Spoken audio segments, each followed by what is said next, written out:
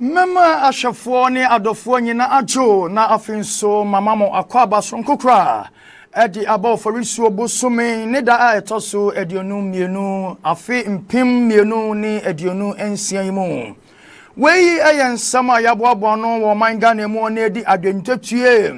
ewo adwumakuo mu nsakra ya galamse ho hawo ekosi asase ho ntokwa ne ahobambo ho kokobo ayakeka bobom se kasebo ena enwumrei Musomfo na akwasi amofa menya botra ba betirem ama wonso watumi ate ase hu nsama ekoso ewo wiase animu adasa na uko Facebook obenya me ho eye OFF TV off TV ekoso ewo ho no mo sanso ena uko YouTube nso a ehonso eye off TV OFF TV na afi ya the app biaba ko Google Play Store unya ekowa eno nso obo OFF TV na wa download na ba phone so ne sense de hia ne se wodo nsa besi so nwe na ene wami aso a ne ye biada obetimi edi nkita ho a wobehwe yen ewa bra onkom kochinchi mu TV po ananya fi ena okwaso deck biada na tie na mensi o say Refinery Staple International ene kromi mu eda ye fiada specific prayer ebekoso nonso ne fam ekopim se premu ebeto na enanwumre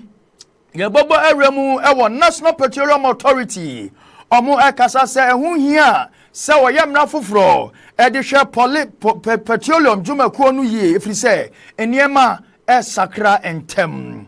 afi yebasanso aginamu ewo hwabiem ode kokobo bi ababonten etremu etrese obi biada obekofu watanka akwanya akwansia ho no ene aban no ene no ebedi Sanso ena yebobowremu ewo Public Account Committee menu ka se yede ni tremu ewo atwoma nwabiaja Municipal Assembly mu a yesi wa fasika bi de adijuma ontimi enyi won ho anom yebedane Ghana fonso do maba enkrankro kasie mu enu na nkramanta mu suafo enso eka se obesa ase aye kuadwuma egwa bosumi biada na atumi aboa ama aduane eso ate na kuafo ene adetonfo enya nkita hodie afinso yebesanso edi yani atremu ewo Ewrad Zeneto Ajiman Lawrence eno nso ekasa ekira amanfo ese eni kwan se utimi etabro bimfo yini wakukuam edi ebabeto edwaman eso kuma senso yebetremu ho kropono soafo nso akase wona hotiamra no eye adwuma na egwadifo nso eboa ama kropono ehu atumi ate sanso bebo mu galamse Eric Nyameche ono waye apostle edima Pentecost papa ya kasase sisi ade atubakura no omuntimi nyansuo emfa moeso na mono ne nsem nso no South Africa ni ekoso ho ne eni anyan se ya bu yonko bibifo na ye kuro binum na ye twa binum beti boni be no maya yesi omunko omukroso enkonkoyo omumaye wei ene nsama wudo bebre ene Don hribaku ejimani mu me da me hotel akọ aba na metumi edi aba bebo ene mentina me da me hotel me ba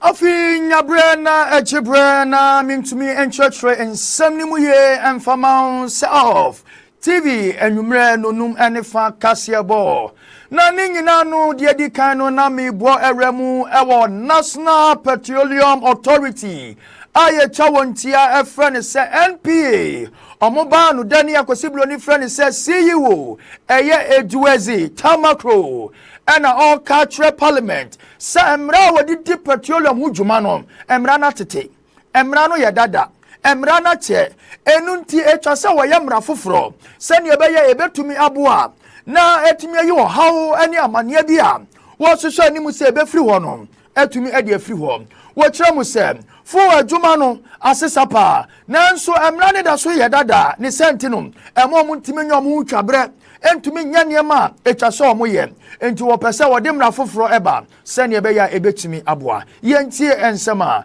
Yera Eduwezi Tamakro edi etuja on having a new NPA Act. It is often said that Parliament cannot gaze so much into the future. So 20 years after the enactment of the NPA Act in 2005, it will become necessary for us to catch up with industry growth, industry perspective, and the new evolving matters that are coming up. We at the National Petroleum Authority strongly believe in the vision that we have to be the catalyst for economic transformation and growth. Our mission is to regulate, oversee, monitor the petroleum downstream industry in Ghana for efficiency, growth, and stakeholder satisfaction. What has been our core value over the period? Na ewo anumunu ena ochomu se sisia de omu tabiri akosibroni sika ye friend say 80 million US dollars ana $80 aka LPG gas biada da sanibia ebeto ehun se eyeto sika omu baba betua na ninna ne se eto ya $80 ya omu de eka LPG gas ya da sanibia beto hun ne se ebeboa ama gas cylinder system no omo ho atumi atowo mo obi ewo wa ene gas cylinder yi obetam de akọ ene obetam na ebi won ne kono na yeseyi ebi de anya se do mo de abetuja se gas e di juma ewo Ghana ha no emu nchichemu be ya aduasa ana aduasa enya papa ewo Ghana ha se ni mo ni santinu o de sansi se die yi ba se ne be ya ebeboa ema cylinder system etumi enya hoto na afei obeka fuwa charge no abom iron distribution fund na odibin so aye fuwa infrastructure ema niema etumi akoso yenti nsema wasanso ekan bi. And so over the period, the authority for the past 20 years plus has been implementing the UPPF as a subsidy mechanism in order that the true impact of freight costs is not transferred to our people. So that is a major thing that the authority is supervising. I've noticed that in the new NPA, the bill, I usually call it the NAPO bill, he together with my brother Collins put that bill together. It tries to bring two things together, the UPPF and the PDM. PDM simply means the depot-to-depot transfer. It also comes with a cost. We absorb that cost through the PDM, that's the primary distribution margin. Now, the bill that will be laid before Parliament soon, after consultation, tries to commingle both the PDM and the UPPF in now what is called the distribution fund. Then the boss margin, among others, will go into what is now known as the infrastructure fund. So the bill that is under consideration in terms of stakeholder engagement will now be establishing these two. Osanso etremu biem etumi editre ni nyina no eye eduwazi tamakro ena ebokoko etre se wona eye fuwa tanka etumi eko na ekohwewo nyame amfakwam na ekonya kwansie bonkwa brane no akofa Jesu ni we afa 34 maame ba ko otia ne bana kosi kofa de be kofa sa kran kofa ba ikuraba odi baba be yede ya odi baba be safa wo na egu fom ni bi anu na wotra se wo awunim na tanka bi beto fom na obefa Jesu obefa dadesen obefa 34 bucket obefa rubber akwa gina ho se aru kwa safa wo na egu fom no na ye so mu se gridi egurade abanu bedi no nyono baabi ayede obefa no wa wani nje ho na de nje omo ye sa niema wa nyina ene se owuo eda ho edema wona ye sa niema we efri se wabra obebe hu ne jabetimi atoma munyina da mubetumi ase na nse ye bisiye ewo kumase ene enkran kwantimpon yi so enu nti osre no maseda sani bia se wo wunim na nyame mfa kwam na petrol tanker bi kotofom na obefa bucket obefa 34 ode obefa Jesu akwa gina ho se wo kwa safa hu ni bi no ene ye chewa wala ode jireje asemi bia ene ye de obeko Whenever there are tanker accidents, our people will move from their homes with gallons, the Kufuor gallon. They are going to punch a hole into the tanker and begin to siphon the product. That is barefaced stealing. And because you are trying to punch a hole, ignition, the next thing is boom, and everybody is gone. So for the media here, we want you to use your platform to help us educate our people that when you see a tanker accident, please, please, please, please, please don't go near it. Don't go and pick your bucket from the house to say you are going to fetch the product. You are inviting death to your home. It's unfortunate our people do this. We have also decided that all the accidents, we are picking the video recordings and giving it to the Ghana police to identify the known faces for arrest and prosecution. Because we've seen that in particular communities from Nsawam to Kumasi, anytime it happens within that stretch, there are some gangs who do those operations. And so we are also getting... Mibo Eramu Ewon Semfufroma na Mibo Edi Eramu Ewo Zifa Gomeshi Wei eye yamamia ono ene hwe eye nsraban ene ahohogia eso wo man Ghana mu akosi broni fra no tourism minister enu no di committee aba se wo bema eye marine drive project no akosi na ninyina ne se opese wo ye no tourist attraction se de be ya kwabrane wo tiabrochire wo eya Africa fa ha baby na ni bodere yesi bia sesane ma so man Ghana se ya me kondo se me ko Ghana na metumi akonsra hwe na afi hotels awodo omo besesane ewom na afi omasanso eye ho eni gidia bia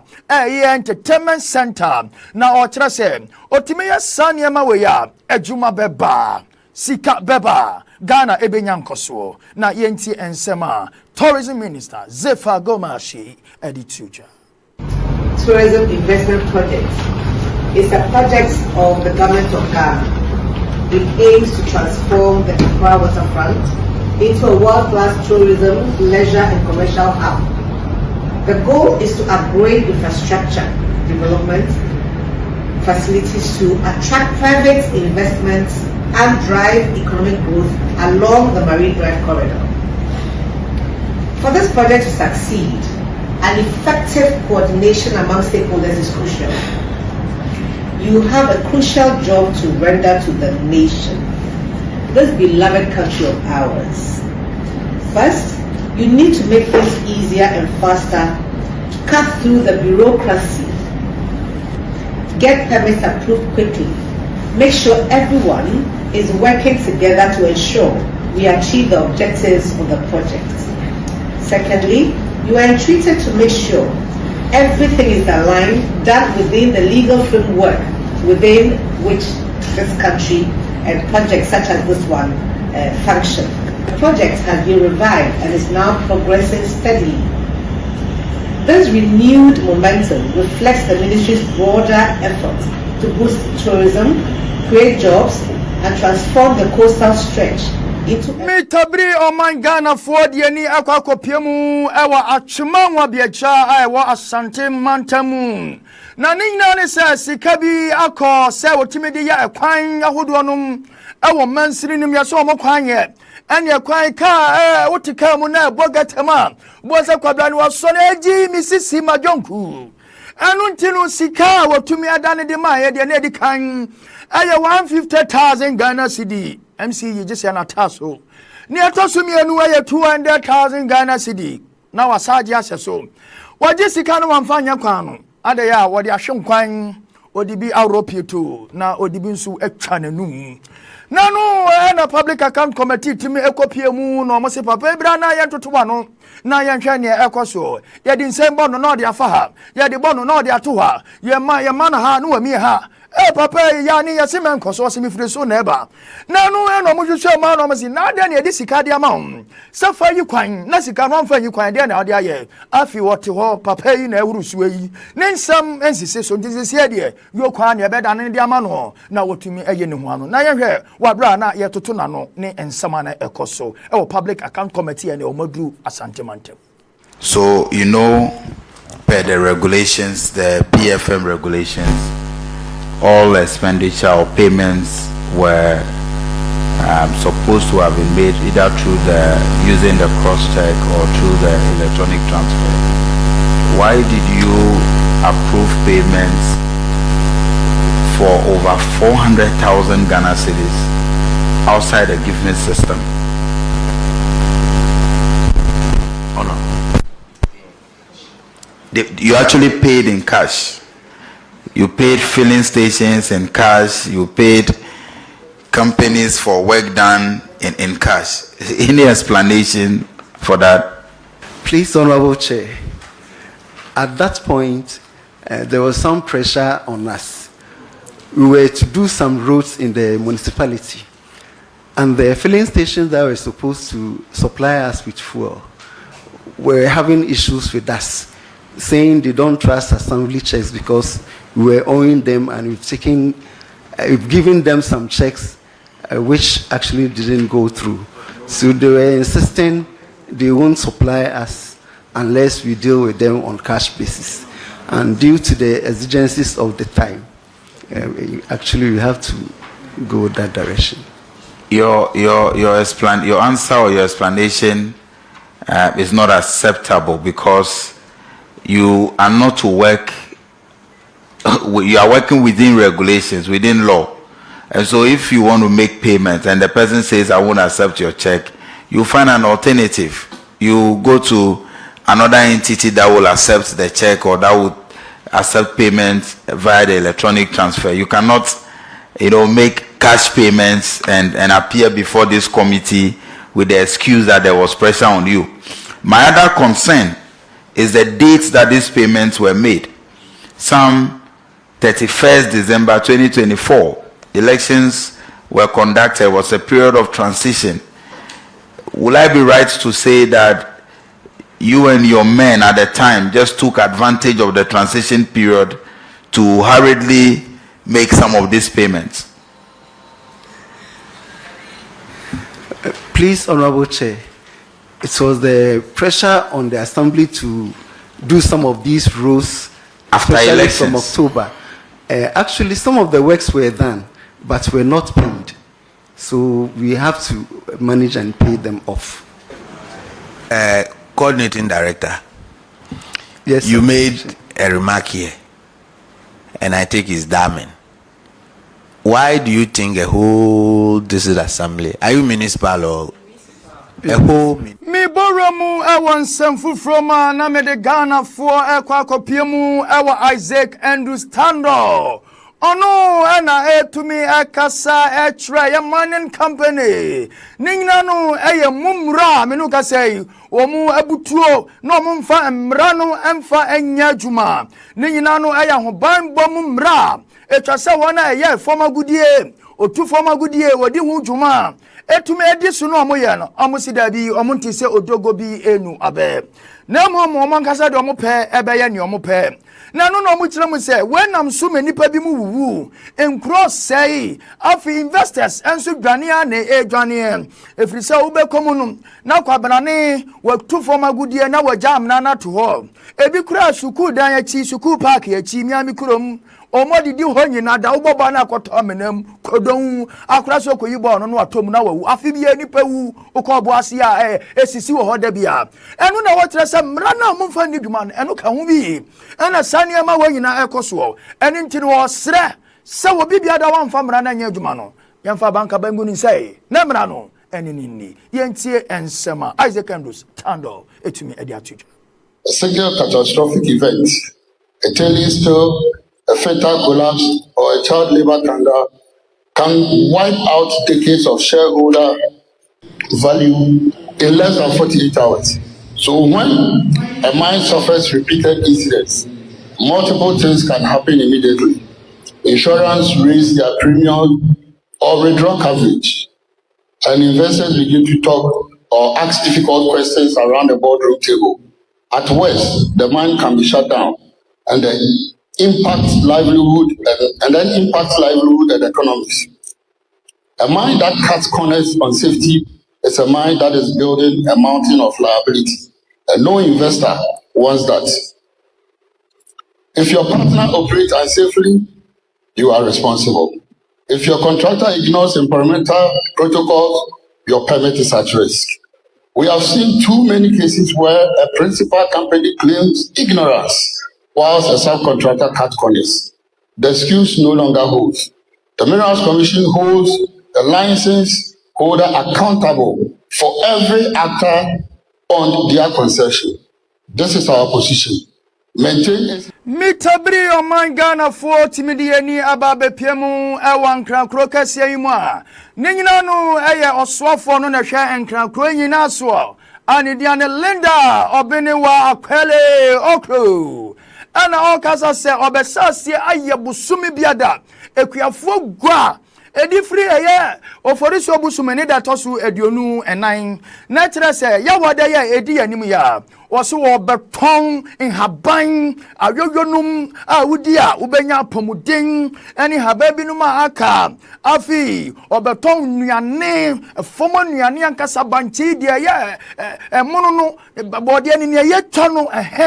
ani wunya bi na onia ba pem wudi sija so a uchimoko na hwe ngugu so tim se wudi bode e enu wose han enu manyina mo beton bi buburo num ani wona aka na afi aduane pa ani nuane a ebeboa na ye etrese opese ebo a de aduane no so no esutimi etiba fom na afi nkranso yenso yetumi nya aduane pa eda na yetuo na yetumi edibi se ne be ya ebetumi aboa ti weni sise de a maami so digu akwanmu ewo komakola market agbogurosi market kanesin edwamu uduani kirem ewo domi dwama na de se ba bibiada eyen hyehyɛ ya ebekoso na yentie nsema ye maami edituja the RCC's Regional Department of Agri has instituted a monthly farmers market where fresh farm produce, including vegetables, fruits, livestock, grains, cereals, as well as farm inputs are sold directly by farmers at a very affordable prices. This initiative is designed to bridge the gap between farmers and consumers by eliminating middlemen in the value chain.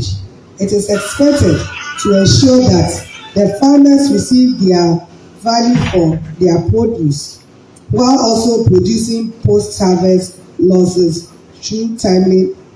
and efficient sales. And this exercise hopefully will start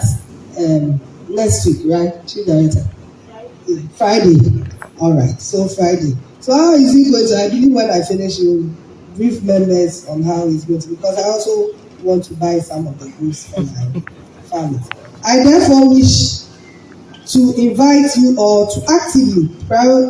patronize this initiative, and where possible, also consider doing same in your localities to support local farmers and strengthen agricultural value chain at the local level. Midi mani echomu ewon krankromu haya biema ninyina no ayasase hu kasakasa ekoso ewola enu na yenua be ma Isaac ni ayi a collation of association oyo kasamafo ni mpanifo twasi aye sa omoda sole ya eye obi di tumi aba aye kajano a wo safie ene o honest excavator na ha esi wudem ne so mo mo excavator ni na yemum entendo no ya ababazu ya wunyam san ya want no no wabu ni nyina to agu onte hwe eno no mo tiram se ne be se ni sen ena dan dada e wo ho na kwabrane ene aposifo asojafo ababa ho yembo mo amane na woni ne yire edada mu obi ho den na to ne yire so bon se yebudan enkwada bi wafi no mu dwale kura ko school na yebudan se o mu ina timi pia free edan mu eno no mo tira se emfamra kwa so eni tiro mo sra ban sai o mo do mo mpa kasa kasa dabi o kasa asase ne ya lafodia o mo mpa trouble bia mo ya sa ne man mu nyai na fi enkrata wo a tira se ne mo ye no eye papa no mo mfa metre na afi yama mo kwan na mo ni muduma anya saade a ene all die be die. A one-sided approach. Let it be noted once again that all lands in Southland extending to the demolished fisheries stretches remain the property of the people of La, which were ceded to the government for public use. Hence, these lands ought to revert to the pre-acquisition alludia owners in times like this. Much as we, the people of La, recognize the shared interest, we want to call on our brothers from Osu to respect the established legal position that the land in question falls within the territory of La, as clearly determined by the judgment of William Branford Griffith, Chief Justice. This position is further reiterated by a letter from the Lands Commission dated 14th April 2026. Yaboremu awo social media hon kokobo ninyina no mrasebejani adi maklote kole yeni aba Senator Ajiman Rawlings ena etumi akasa wabra na oya mra na watumi adan enyamadi afa Ghana anti disinformation coalition project hon ena otiremu se barima na oba awu betabiri wunyonku mfonyini na wunyonku se wa ro ne to woni sisi ho na odi baba to social media no wafomra ni nyina ne se emarima ne bi ane eba ema bi no madeda omo no omoja ya ene broken heart na kwabra ne styles odi man no eya all fall down monton ginigi afrukutu oli frigi ni eya passport afi ba ku bi kura bi aba yesi e friend asu entie bi ene kwabra ne oda ho frat na be ma ya tutwa no otutwa na one ni jaya no amaso na wo dia sende na damfo nwe na wo amaso no dia beto abefo ntinta fidie so se wonim na wo ya bi ni esom hey efiase na obekọ ento mo sha mrante ani Ghana mabunu se social media no yemfa ndi nsema eboa ubo se kwabra ne ayi nufu hu yinada na wo amaso na wo dia beto Facebook osofo wabra wo kọ wa akọ pensem no eno no ni di nka akọ so wani boss na wa diri nyina asesa afi adwama asemko a ena ba osofo tirim ni santi no o se ehu hia se Ghana mabunu ye de ho be se sa ne manim na mom ye hwe se kwabra ne bia so wo ye bi no ye de ne be kọ na asem ne bia ene nadie ye hwe se ye betwe ho e de afi sa ne ma no ye ntie ensema ye maami etimi di tuja. Of that, let me just mention we have a law in Ghana that says that it is illegal to keep, and to distribute pictures of anybody, whether they are in an intimate position. So if somebody is naked or doesn't have their clothes on, you are breaking the law if you keep photos of them without their knowledge, without their permission. And if you share the photos, even if you didn't take them, if you share them, you're breaking the law. And in recent times, people have been prosecuted because of that. So I'm just sharing these things with you so that you understand that there are laws that handle all of these things. So be mindful of the fact that, first of all, don't share naked photos of yourself if you can help it. But if someone shares photos of themselves with you, it's against the law to share those. So please bear in mind that there are laws that handle all of these things. And as we have these evolving threats, where we're now seeing a lot more happening in cyberspace, it also means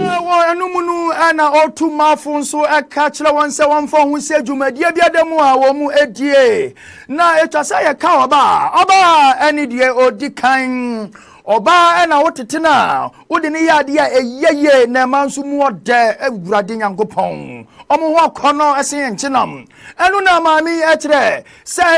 yema no ye normal na mom jumadia biada se made omo nsem no yenkoso na ma emfa omo nsem ema mo omo si an ye wo na ye ntie nsem a ye maami esanso kaka is a network across the continent, and we are in charge of the political pillars, myself and my colleague from Malawi, and it's really to try and bring more women up to the same level. When we speak about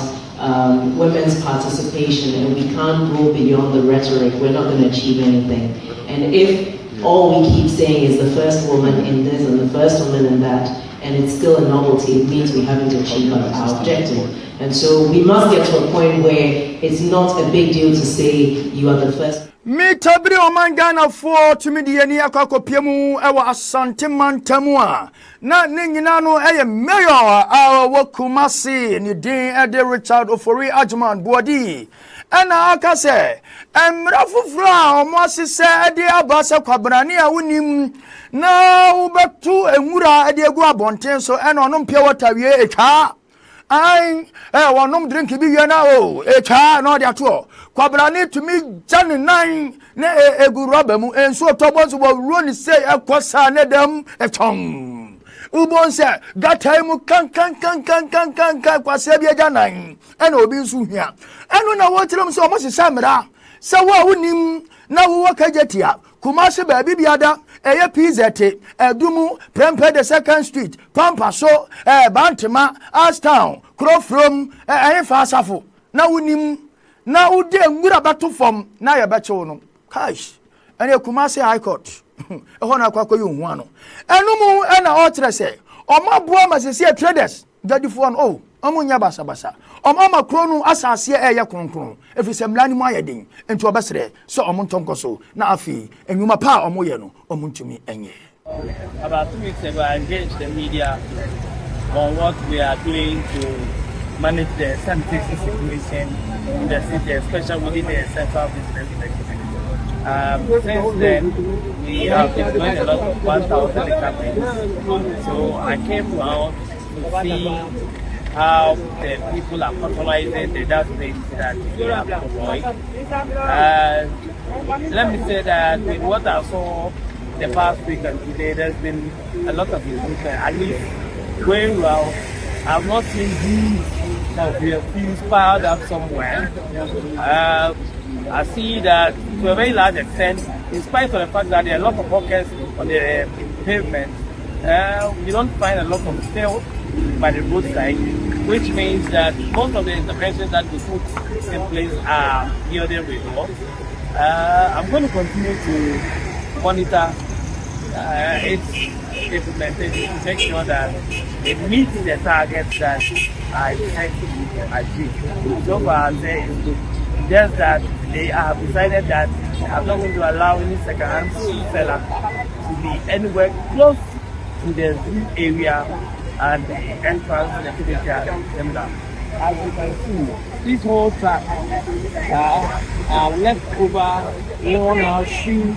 that could not be sold, that they have left in the media. So if I don't allow you to come there, you leave me this kind of place for me to deal with. So I've instructed that nobody sells this dance shoe in this and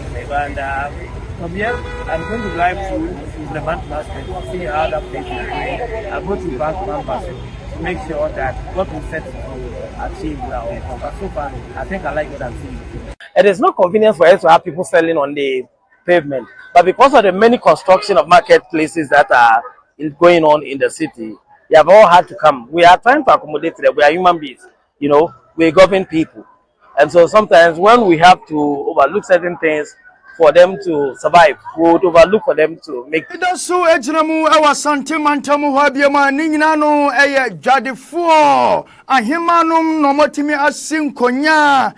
bogana abanya abasu ninginane ya yera John Dramani Mahama se oka obeye wasia na waye odi asempa na bo hey oka obeyo oka obeye eyezuwe jese Mahama abaye wadin sakrafu fro to media ba omuse Kumasi kejetia papa ya na dibesi ho na bra Akufo-Addo ba ya no na ado danko Akufo-Addo nso ebe se phase 2 asemi no ka say anwene sen enisi ho na enu ntiri no mu sada bi Mahama na diba nti ene ye nsanse science no na ye nto obama Mahama ampa ye bra Mahama ba ya no o mpuntu aba Kumasi baba Kumasi kejetia eno mo say enti omo sira no say ye bra brai na Kumasi Kejeti phase 2 no be wie tumi fama yen na ye ni so e wa santeman odo wo edima yen eno so na nam so to aba edima wo na ye ntie ensema dwadifo mai aye from se Queen Modest no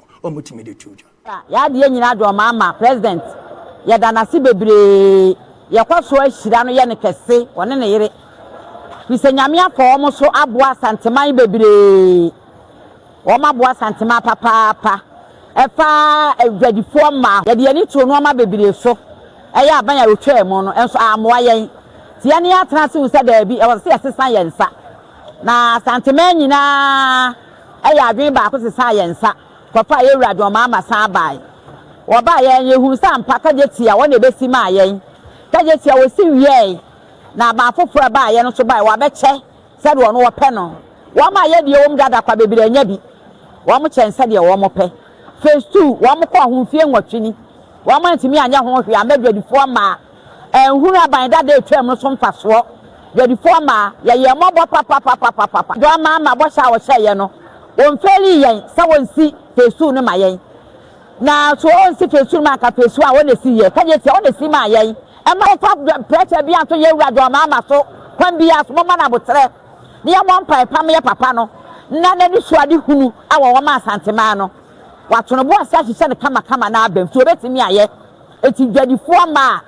fa fisi kwan na mo kaseti ado mama ne Bible say yam fa ni die ma de ni die se no yam abuo ni ani die nya adwuma emye mpanimfo edi yanim titu ye wura mama mido so ejemu awa santemantema na mitabiri Ghana fo efri eye Kumasi de ni akwakopiemu ewa akokao anu ana ghost man adwumayefo kasa sika ya de mo no esa entomo pensakra ya ni nyina ne se won ewa akokao na ebi firi kwapea patakro yo so de badanse akrofronum eni sansonum ne yakeka ho wona eye adwuma ewo ghost mine ena kasa sa wo ye adwuma afi ne yebeto taase yebeto senate wo wi akakra bi ne de ma okofie na se fo magudi adwuma mo ye nyina bosomesu sika de ma mo eye titi sika no 3 million 300 Ghana cedi bosome abrantia wo yire wo ma na wo baye de ahwa busua na no na mame ba ku kirem so onde onu aduane ade ma wo nom na aduane no wo beba no se fufuo no wo wa enkwan no opoku wom amani wom ankwan wona akosua tuntum na ntwinam kakra bifu kakra na enkatie wa mese no no de abon kwan eni asuagu opanyini ba ku fufuo so a awurade nyankopon fufuo so nam etimi to cement ebe ye wa ha na omo de ankwan no yirobi ase prison fu aduane no na wo kirem se dabi emwa amani amankoso enu ntiro mo pensakra ye wona ka bi ewomu emeka bi ma omo na omo bre wadwuma omo ye ewo ghost mine adwuma for ene kase ye bre eni baba ko etimi ye adwuma be 5 emra ekwaso big miners no samla na bi no mdidi ye wa ha 2005 and half any better tax ye better senate ye better provident fund ye better union dues and sana de be no yeah, the amount say yeah, you know what I said about 2011 you pay 3 million and I had you say you just not to actually be after the you see the train you say yeah with the man share sika on man 8,900 the sika is I don't know why I'm not trying to say I will pay yeah 1 pay ya bi fo mpanyimfo na da ya no no o mo ba wo mu ni nansa wo ma toto cash akase no mo dam na me se me ye manse adwuma bo so me nso impo na me kwagiro bi nche so mo mbesian da ni pa kwa sere me we na so ye manse adwuma o mo dua ne nye o mo ntumi anye adua no pa mo ho ntwa wo na me dia ma ye adua ne pete wo office ho e dia ma wo mo di wa wo ka bia ye bia ye samsam mo ma bua ye tu ni pa ba ko pe no wi pa be me nsa adwuma no so ni so no na come out 22 million 20 million you better tax film you better straight film you better tier 2 tier 1 na film what is be coffee company bia no e hwe na ho ode e na ho because adwuma a wo ye asu bi na wo so di tua we kaka it is a adwuma me ye no e ti se de kese yet se ya ntimi ntua no we kaka ti se obi na adwuma o ye eso me boy awramu ewo MPP amanyokuo mu osunu kokroko we are the new patriotic party the elephants to save Ghana. Omo ebono so mu save Ghana biada. Na numunu ana Jerry Ahmed save. What in Sambia to Dawabra and Mabrutisia Bontes so mo yo yetre de atre Ghana ban. I want Trebinuma yetre womo Baba Mando near Piano de Nasem and ya bronye wa unim now beka sadia tia ban. Ah, abankaba. Ye de begu won sane twab wo kase de atoso. Wa be se mebe liuno. En tomra ye nyu na teto ti hu nyina ekuku. Anu na wotrem se ade en dis aban de ne yaye mo. Ah mo de yaye nko ya mo boye se fiase tofe. Anu ntinu omo yaye kire na ewosunyane. Ana se ya kire mo se emra na wo Ghana no eno na twasom didi dwuma.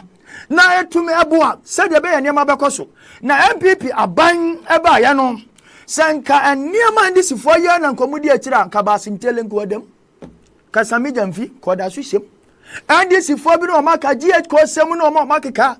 Ghana fo no platform ahodo social media akraba akokra tumi de nsafa ne tirihu ye nimsa gogo asa se ose kufa do tirihu apa mo fa nchamietiefo ni nyina no ya nyawo hwe o mu ja wo mo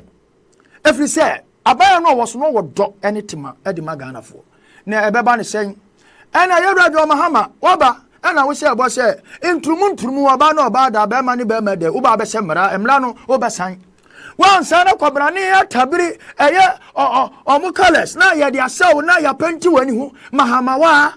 na officer mi jamfi wa na de ma ba be to social media monti ase makwa akoche no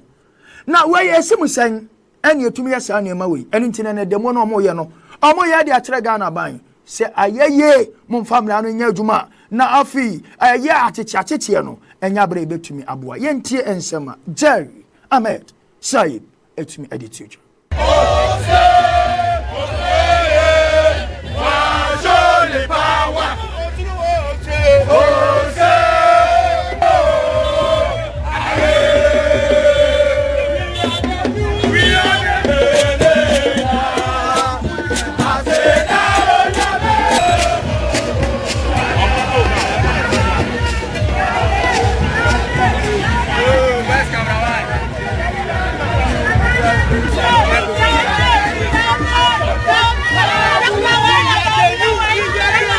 addressing it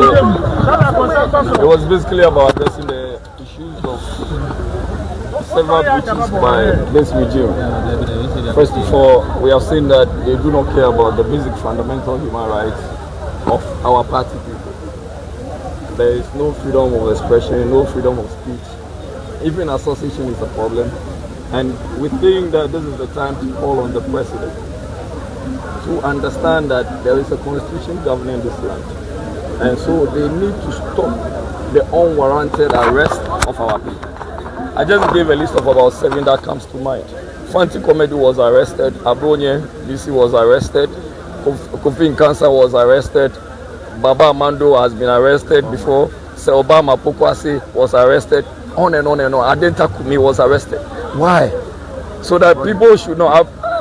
have their voice anymore. Are we not supposed to criticize when we think that there is the need for us to do so? Our major worry is that the president is departing from the role. There's nothing with reference to 24-hour economy. They are now asking the youth to go and do Indomie business. There's nothing with reference to the promise to stop Galamsey. To the extent that they even said that there was going to be me boromu ewan samfu from na me tablo mangana for timidiani akwa kopiemu ewa Apostle Eric nyameche ena ekase sisi de omangana efoma gudia yetu ya Galamsey etumi asey yensu anyina River Brema say densu asey Ankobra nso asey River Ofinso asey afi ukomantamu eti se adansi akrofronum oboasenum ensu efeni se Jimmy ni nyinanum etumi asey ema omunya ensu mpo emfa masu ene se wonim na se ukoche kwabanani biba Saudoni konum suo mini Yesu awu mi fa Yesu sa me kra ne magye nkwa mini Yesu asori awu wie ya nipa no wakunu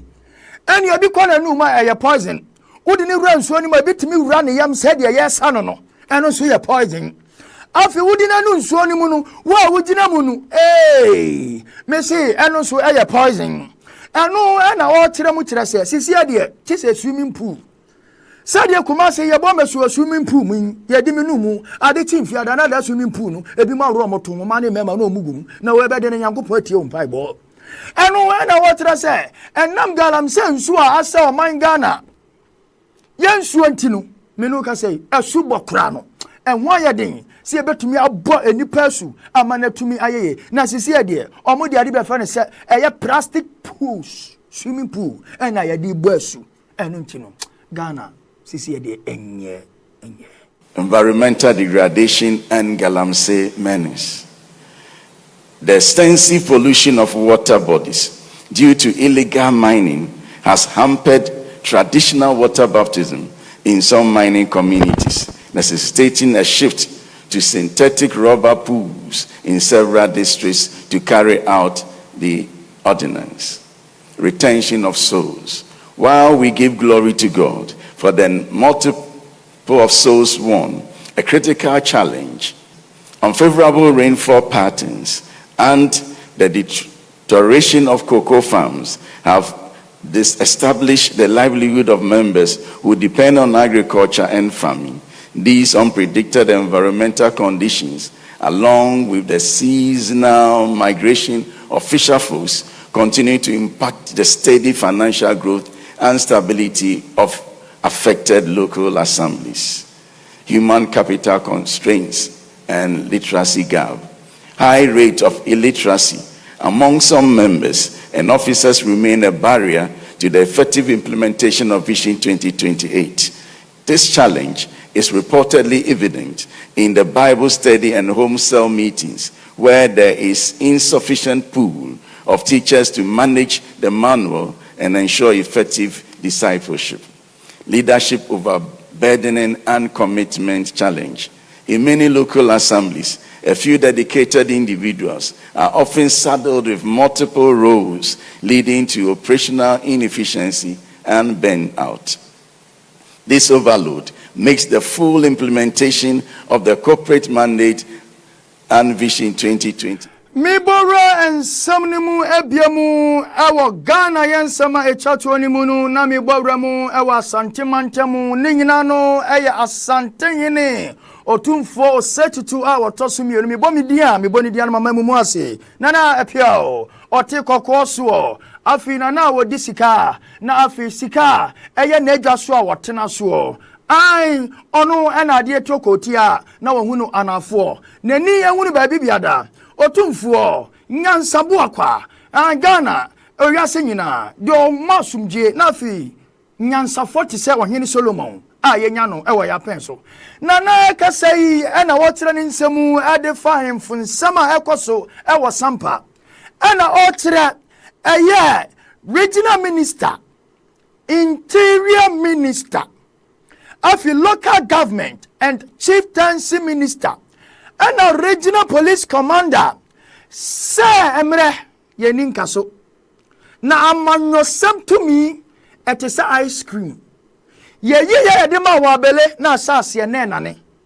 no mo de omo ntena ho no mo mfa mo ho ense se ensem a ensem fata ane niama omo ya ne sampa no mo ntie sampa hini onwu ne enwu kina sa santimatias na ko sikeja ko fitias no sampa hini be sanso akọ transe so oman ne ya ne dia abu oman no na mo mo hwe ne ye ewo ne omo ye na emre esesa emre nso edane otumfo eni abrepa yentie nsema odi etuja emre ho yeni nkaso emre yeni nkaso ene monya tumi nti mo mfanya de mo pe yo tumi na ba abedi munsam nti no mo pe bia mfanya why na sampa hini wonwu krono so na di mo be ko ho nso sampa mineta foka yo mo mayi muma ena principal you know regional minister or principal you know minister for local government work ho minister for interior wo mya aka ho ne minister for interior local government minister for chieftaincy regional minister principal you know o mu nyina ayibuma sampa mo kwa akwachi nipa yo ya na mo akwachi fa John. Now regional minister na Fred Judge holiday no afre say one remand wo.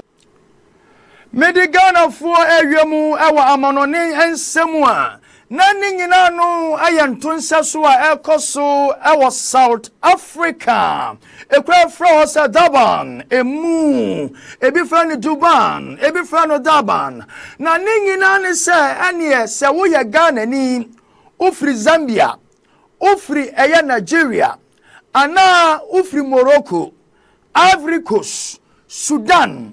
Mozambique Zimbabwe, Niger, Burkina Faso, na wakwa kwatena ho eyamra kwaso onyamra kwaso se wudi dwuma bi wo wa na ye di nnua ne nkontima ne sekan na ye de sakwabrane na ye bobinum sotoro na ye brubinum ne di hwabi mani ho eno na ene ya aya Ghana ye soafo a ono ena ehwa amono ne nsam suo ye rokuja to abra kwa beka se we di obesre Ghana ni bia enwuye na sanso ena Ghana de sia wo hono ye beba omo ban na afi wotimi de omo ba Ghana na no na wiase na de omo anu atum se the South Africa fo ye omunjai afi bia omo ye sane ma we na esremu sen South Africa fo na bi wo Nigeria ebi wo Ghana ha se nemu na nso ya omo kwan emo mu di omu djuma na simu sen na Ghana fo ye wo ho omo bu yen Nigeria fo omo bu omo na ye prabi na ye butu bie ye di nua twabinum police fo kra san omo a da bi antebon omo TV no omo pa ne no omo ye eno ena wona ka bie wo mo di wono atum said the South Africa aye no so omo nya dia eni omo nso omo nipa omo wo miamia no omo beto ase omo so efro omo anu an ye ne yentu kwan ye kro ne ya ye ne ye ya titiri ne ye nti ye ne je ho Ghana mo hwe mo ofo magudie sika kokko mo timba mo diamond mo gold mo salt wenchene mo bibi biada na nso mo sori amayo oman no se kontebe atetia pansam fa so bia ni Ghana so mo sori na masaba South Africa aba be fa yen se mo fo magudie na monya no angry gold yen konkotu ni ye ma mo 7% royalties ene dia be siesie ha ene ye dia ye kro ye enu ntinu mesra madobra wo montra Ghana ho montra ntachanim ni mfutuanim na mundi muduma Nigeria ha tinibu tina ho ekro na amaye ne basa no montram oga make you sit here don't make you come to South Africa if you jehwe ene ye nyina ye bewu enti sisi ane de amosi anya maye no obi antenam South Africa ena wani hu a echegunu afi medina ensem wei eso na ene enumere kase bo amede ebebo wo no don hwe ba kunie no matumi edi ni nyina atumi edi abano awieye ewo fiduan mu mediane nana akwasi amofa de Ghana nyina atumi agena tomo se ba akan kase ba emu ntire mu pa akan kasa nyansa ne nimdie wo mu ano a atewo no Ghana nyina ya tamaba sobode no edi amame etimitira mitira nsanim sane sefata na abia na wo fifia kwa adwuma na ofra adwuma ko fie wo kasamfo ni wuntimi ntabiri mfa nkosi obi ka mu ene abomoden na ko be fontentam video ye Facebook ai wo ko wa eye off TV sanso na wo ba YouTube ho no nso wa ho nso no eye off TV afi Google Play Store no mo amu use eye Android phone wo ko wa bo off TV antintemu eno ani se wo mia so nwe na afi app no watimi download asaba force no wo mia so osimu me na meda so no ba bia wonam biada obetimi ahwe yen ema no atumi ayeye ni santi no eni enkoso ntira na mom tie na men so se eda aye efiara edi animu empaibo kase aye adinya potempaye no ebekoso ewo fidua yimo ye sase no nso ne fa ekopem se premo ebeto 7:30 a.m. till 12 p.m. Nina ne say be bomb pay say specific prayer. Obebo anyankopon so be more specific answer quickly speedily. Now what me at all. Now where apostle Pokofo duro na nyamede san wosra ne de adom no man Ghana. Said obeba manim na for bebo bomb pay e wa for the bochia ya ma said ato refinance hoyin. Me awurade magina so no maye e de ama no. Na we are apostle tie mentimi free so meye for ano kansem fagu na brabo so na me awurade mi nsom na menye ne sent no wa wo de aye shame disappointment setback promise and fail delay in marriage delay in childbirth wo de na aye poverty aye debt aye loss of job aye lack of job wo da na tumi bi no abeda usoda ya bone bra emfiri o ma akwantuo no ubetu kwana nso be wo ba afia ni da so be basika no ebeba mekamfo etumi de manya me pafiada bo homoden na eni entumi enhyiamu ewa ha afinti akase nkoma me ankasa me maami Agnes Achurem midwife pensioner mommy efiera enti akase entumi enconfirm